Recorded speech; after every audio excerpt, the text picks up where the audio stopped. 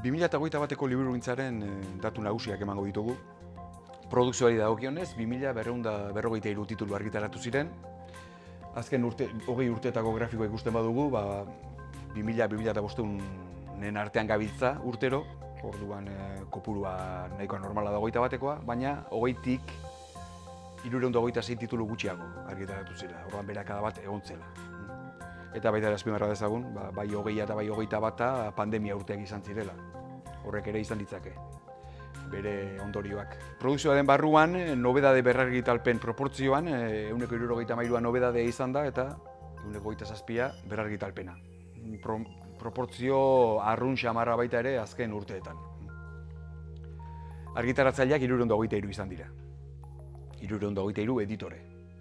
Hor barruan ere tipologia oso zabala da.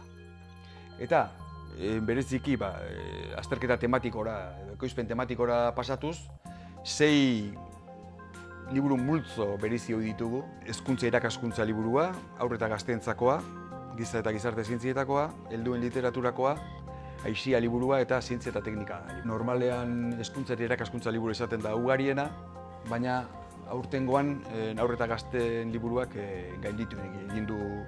Bueno, bereziki, hezkuntza eta irakaskuntzakoa asko jaitsi delako. 20tik 21era.